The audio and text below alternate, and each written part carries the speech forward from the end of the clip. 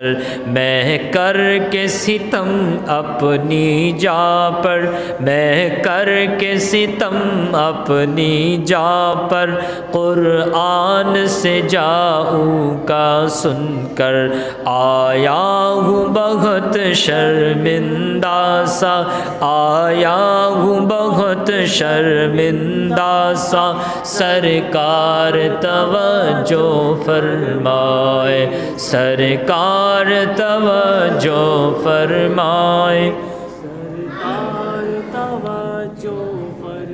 اللہ پاک قرآن پاک میں ارشاد فرماتا ہے وَلَوْ أَنَّهُمْ إِذ ظَلَمُوا أَنفُسَهُمْ جَاءُوكَ، اللہ پاک فرماتا ہے کہ جب یہ لوگ اپنی جانوں پر ظلم کر لیں، جاؤک، تو اے میرے حبیب آپ کی بارگاہ میں آئیں، آپ کی بارگاہ میں آنے کے بعد کیا کریں؟ فاستغفر اللہ، یہ اللہ سے معافی مانگیں۔ کیا کریں؟ یہ اللہ سے معافی مانگیں۔ واستغفر لهم الرسول، اور رسول اعظم بھی ان کی سفارش کر دیں۔ آپ کی بارگاہ میں آئیں، جاؤ کا، جب یہ لوگ اپنی جانوں پہ ظلم کریں، یعنی جب یہ لوگ گناہ کر لیں۔ آج ہم بھی تو گناہوں سے لتھڑے ہوئے ہیں، آج ہم نے بھی تو گناہ کیے ہیں۔ اے میرے عزیزوں، اپنے اپنے گناہوں کو یاد کر لو اور قرآن کی اس آیت کو سنو۔ اللہ پاک فرما رہا ہے جب یہ لوگ اپنی جانوں پر ظلم کر لیں، یعنی گناہ کر لیں، یعنی گناہ کر لیں، تو جاؤ کا، آپ کی بارگاہ میں آئے۔ یہ جو اللہ پاک فرما رہا ہے جاؤ کا، آپ کی بارگاہ میں آئے، آپ کی بارگاہ میں آئے۔ آپ کی بارگاہ میں آنے کے تین مطلب ہیں، کتنے؟ یعنی تین طریقوں سے آپ حضور کی بارگاہ میں جا سکتے ہیں۔ کتنے طریقے سے؟ تین طریقے سے آپ پیارے آقا، ہم سب کے داتا محمد الرسول اللہ صلی اللہ علیہ وسلم کی بارگاہ میں جا سکتے ہیں۔ ایک تو یہ انداز ہے، ایک تو یہ طریقہ ہے کہ حضور کا جلوہ سامنے ہو، وہ سونا مصطفیٰ سامنے ہو، جس کے بارے میں حضرت کعب بن مالک فرماتے اذا سرستنارا وجہہ کأنہ قطعۃ قمر، جب مصطفیٰ مسکراتے تھے تو ایسا لگتا تھا کہ چاند کا ٹکڑا حضور کے چہرے میں گھوم رہا ہے۔ وہ مصطفیٰ کریم صلی اللہ علیہ وسلم سامنے ہو، جس کے بارے میں حضرت براء بن عازب کہتے ہیں کان رسول اللہ صلی اللہ علیہ وسلم احسن الناس وجہا، کہ مصطفیٰ تمام لوگوں میں سب سے زیادہ خوبصورت تھے۔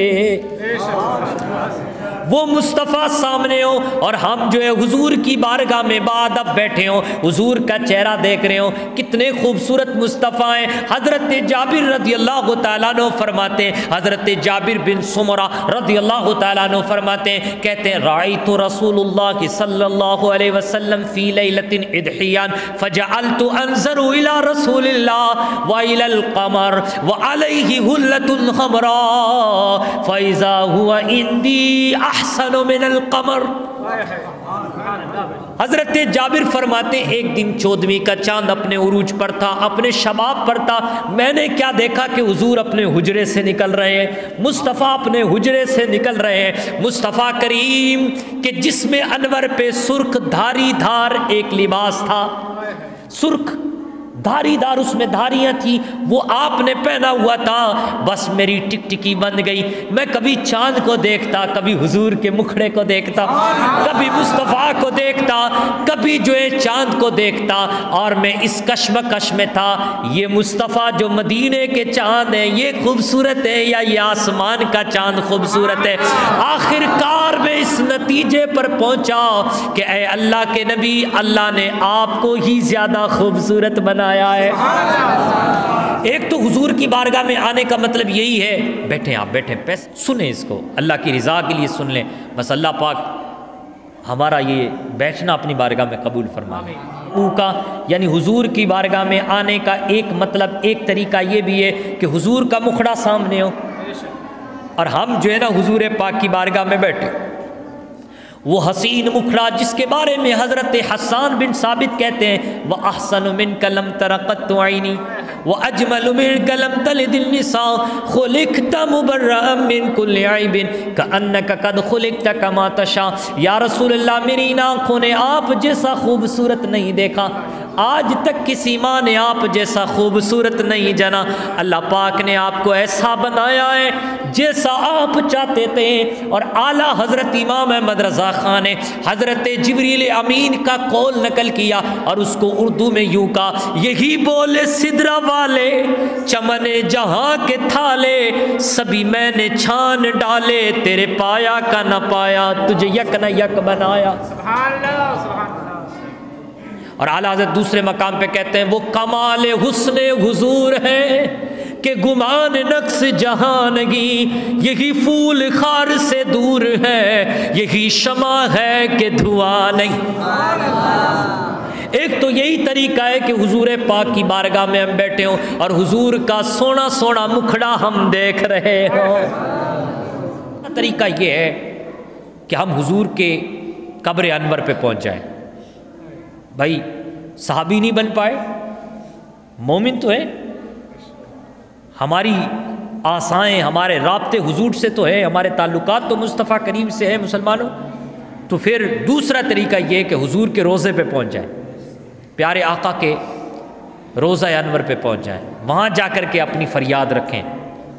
یہ بھی ہے جاؤ کا، یعنی حضور کی بارگاہ میں آنا۔ ایسا تابعین نے کیا ہے، ایسا صحابہ نے کیا ہے۔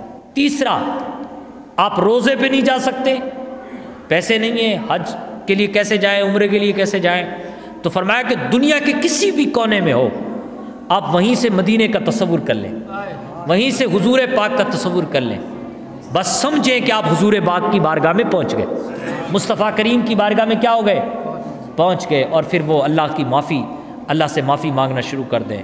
اور پھر جب پہنچ گئے اور حضور پاک نے اگر آپ کی سفارش کر دی تو آپ کا بیڑا پار ہے۔ کیسے بیڑا پار ہے؟ اللہ پاک فرماتا ہے لَوَجَدُ اللَّهَ تَوَّابًا رَحِيمًا۔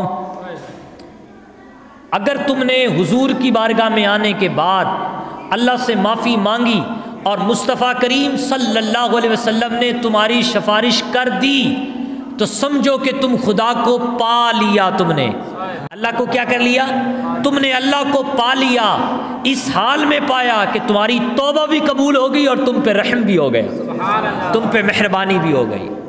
تو ہم سب کو چاہیے کہ ہم جو ہے نا حضور پاک کی بارگاہ میں یوں بیٹھیں اور آئیں مل کے کرتے ہیں، میں کر کے ستم اپنی جا پر، میں کر کے ستم اپنی جا پر، قرآن سے جاؤں کا سن کر، میں کر کے ستم اپنی جا پر، قرآن سے جاؤں کا سن کر، آیا ہوں بہت شرمندہ سا، آیا ہوں بہت شرمندہ سا، سرکار توجہ فرمائے، سرکار توجہ فرمائے، سرکار